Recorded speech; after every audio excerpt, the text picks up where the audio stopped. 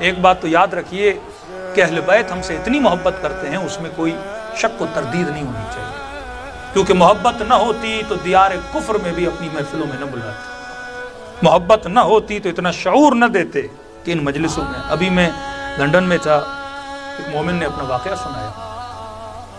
ایسے تو تاریخ کے بہت سارے پرانے واقعات ہیں، لیکن جو ابھی ریسنٹلی ہم جن سے ملتے ہیں، جن سے سنتے ہیں، کئی واقعات ہیں امام رضا کے، حضرت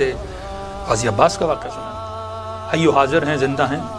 اسٹین مور کی سائٹ پہ رہتے ہیں۔ کہنے کہ مولانا ایک دن کسی طرح گھر میں کام کرتے کرتے میں جھکا، اور جیسے جھکا تو میری کمر میں چک پڑ گئی،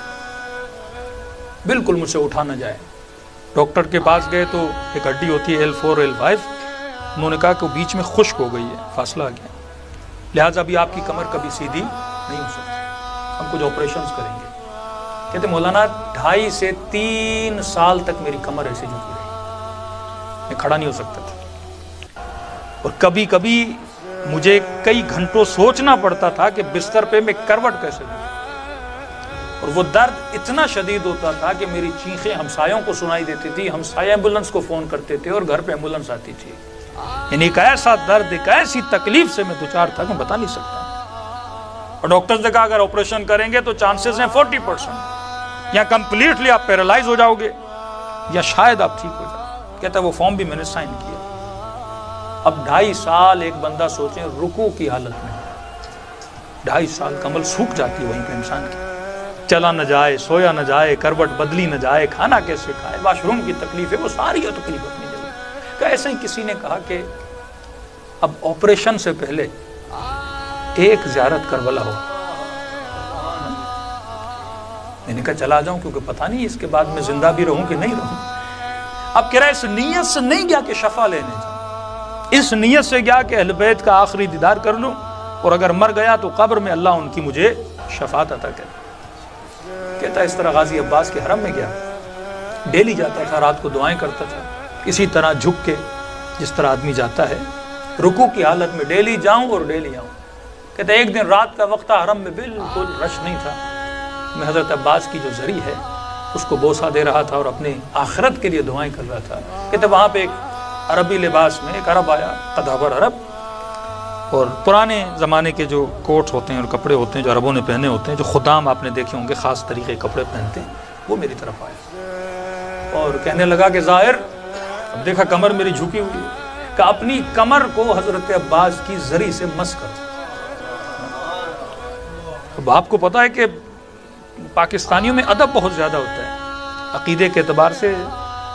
ادب بہت ہوتا ہے۔ اس نے کہا نہیں، ہم کمر نہیں کرتے حضرت عباس، میں ایسے ہی چہرہ کر کے جاتا ہوں۔ کہ اس نے ڈانٹا مجھے،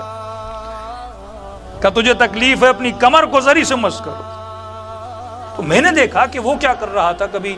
زری پہ ہاتھ لگا کے آنکھوں پہ لگا رہا ہے، کبھی دل پہ لگا رہا ہے۔ جو مریض تھے وہ اپنے وجود کو حضرت عباس کی زری سے کیا کر رہے تھے، مس کر رہے تھے۔ کچھ نے رسیاں باندھ کے حضرت عباس کی زری کے ساتھ خود کو کیا کیا ہوا ہے، باندھا ہوا ہے۔ میں نے ایک بار بات نہیں مانی، مجھے ڈانٹا کہ کمر میں تکلیف ہے، میں کہہ رہا ہوں کہ اپنی کمر کو مس کرو حضرت عباس کی زری سے۔ کہتے مولانا جیسے میں نے اپنی کمر کی جو تکلیف تھی اور وہ جو ریڑھ کی ہڈی تھی وہ میں نے حضرت عباس کی زری سے مس کیا، اور کہتے جیسے میں نے مس کیا، جیسے ہلکا سا ایک بیٹری کا کرنٹ لگتا ہے آپ ہاتھ میں، ہلکا سا بیٹری کا جیسے کرنٹ لگتا ہے، میں نے محسوس کیا کہ میری ہڈی کو وہ کرنٹ لگا، اور جیسے کرنٹ لگا میں نے اپنی کمر سیدھی کر دی۔ کہتا ہے میں نے زندگی میں اتنا گریہ نہیں کیا، کیونکہ اتنے سالوں کے بعد میں نے کھڑے ہو کے اپنی پہلی نماز پڑھی، وہ بھی حضرت عباس کے حرم میں پڑھی۔